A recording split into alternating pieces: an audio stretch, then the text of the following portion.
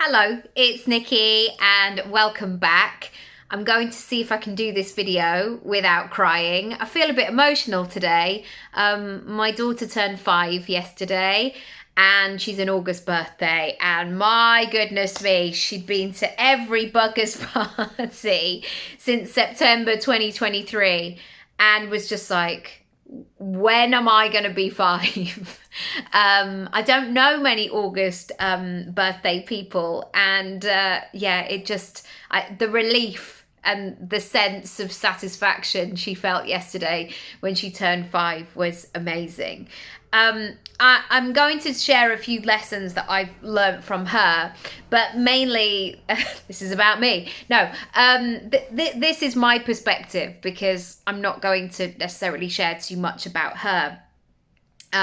More so as a mum and as a person, as a woman, what I've learned and what I've noticed, and maybe you will resonate as well. Lesson number 1. She is so great at saying what she needs and wants. And yes, of course, I'm not saying that she's unique in this way. Most under 5s are able to communicate that. And it's been a reminder and an observation to realize how many of us as adults either struggle to say what we need and want, or we just don't assume that we can. And we take the crumbs and we say we don't mind and we leave it to the other person, and we try to be all the things to all the people. And yet we are clear about what we need and want. If we stop and if we listen, even if it's not obvious straight away, or even if we're not used to talking in this way, if we take this time for ourselves, the answers do come. And it's been a lesson from going from 1 to 2 babies. With my son, I had no idea what to expect, really, even though I'd been around children a lot in my life. There's nothing like that moment where I guess I hadn't really gauged the impact that it would have on my body and my spirit, mainly because I had a very big baby the first time. And secondly, it took me a long time to recover. I was so sleep deprived. He didn't sleep for 3.5 years. My daughter the same. So 7 years in total. And I just felt quite broken.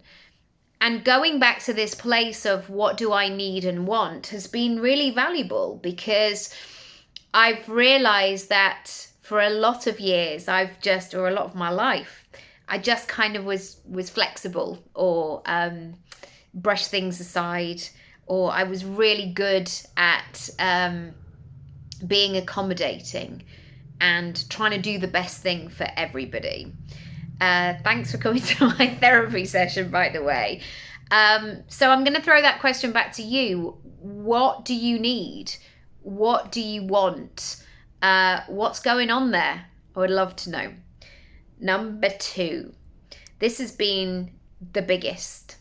In these 5 years that my girlie has been on the planet, I feel I've done some of the greatest healing of my life.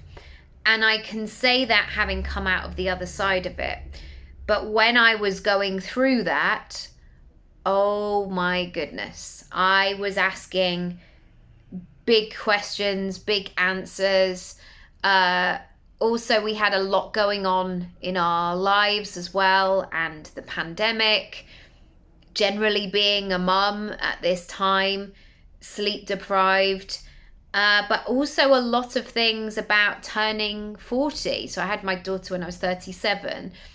Turning 40 and reevaluating and reassessing and reconnecting with who I was and what I wanted to take forward and what I wanted to let go of. And there was a lot of stuff I wanted to let go of. And I use this analogy a lot. You know, when you see those canals in Bali, or when there's been like terrible pollution and littering and terrible sewage systems and all the rest of it, and they start to pull all of that litter out of the rivers, the intention is always like, yes, let's do that, let's pull all of the stuff out. But in the moment, it's murky, it's grey, it's unpleasant, they can't see the bottom, they don't know what they're going to find. And sometimes when you pull one thing up, you must go, oh my gosh, there's all of this as well.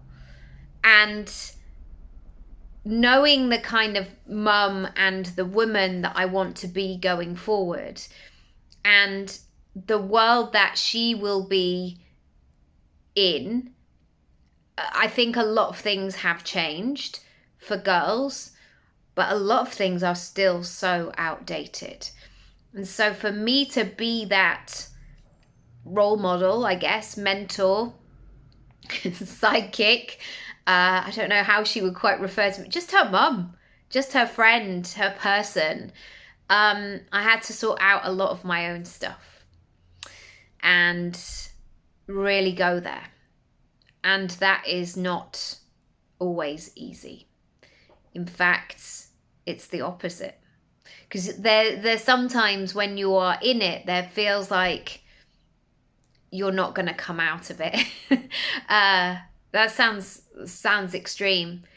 Well, rather, you don't know when you're going to come out of it. That's much more of an optimistic statement. Number 3. August. That sense of how she has reinvented that. So my mum was a teacher for many years, and often that conversation around August birthdays, and everybody before I had her was saying, are you going to hold her back? Lockdown baby, are you going to hold her back? Are you going to give her another year at nursery? Are you going to do all of these things? And yes, it was a consideration, and we thought about it, because that's what I do. If an idea comes, I will always give it some kind of thought. But Matt and I both knew that that was not going to be right for her necessarily.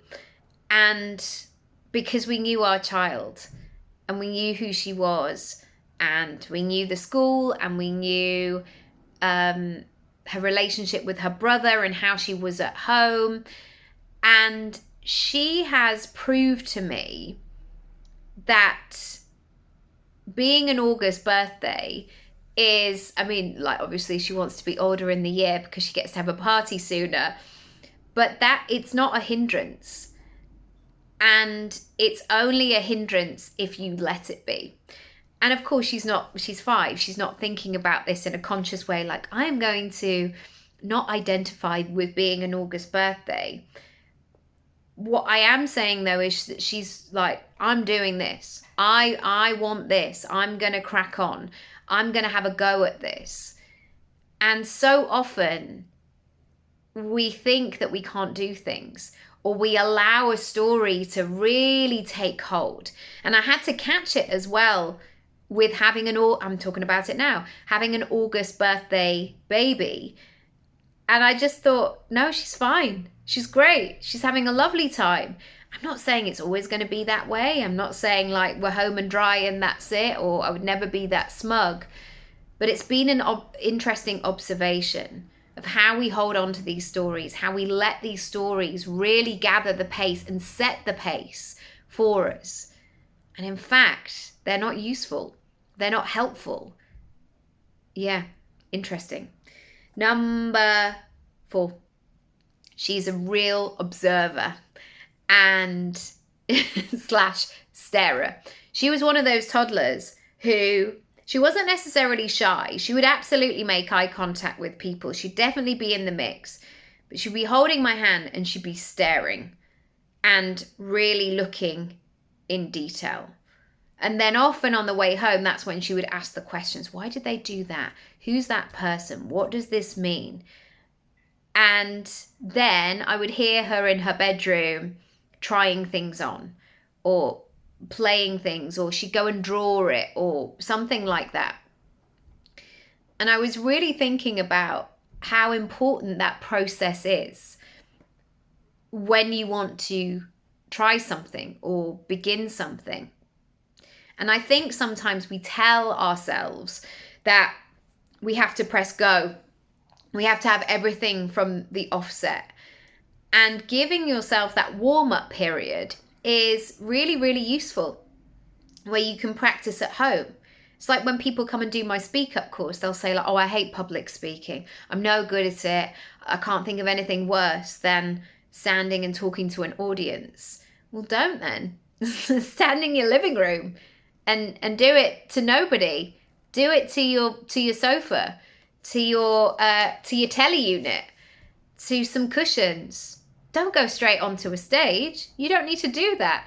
Start the process earlier and get cracking, and then slowly build from there. That's been interesting. Number 5. Oh, here we go. I'm saying here we go because it's like, oh, here we go. I can't understand my writing again. I've written the word brightness. I thought I'd written brighten. I was confused.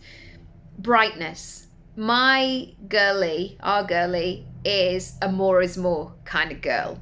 She's a colour. She's a head thing. She's got bracelets. She's got her toenails painted. She's got a bag.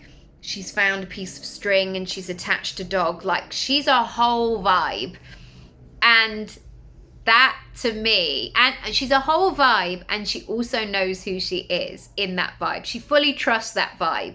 There's nothing about it who's like, oh, I feel a bit embarrassed because I put all these things on. She's not embarrassed. She's not arrogant, of course, but she's just like, she just knows who she is. It's almost like zipping in a coat and going, great, I'm ready for the rain. I'm ready. Whatever happens, I'm ready. And for me, watching somebody in close proximity who is exactly who she is and turns up all the brightness on that has been really fascinating to watch, because I think you can take so much from it and put it into your personal brand. So many of us try and dilute ourselves and become a bit more vanilla or a bit more relatable or a bit more palatable. And unless you are hurting somebody or causing harm, actually turning up the brightness on all your uniqueness and your brilliance is a great way to go. I hope you've enjoyed this. I'd love to know what you're going to take away, what resonated for you. And yeah, she's absolutely mega. And parenting is hard.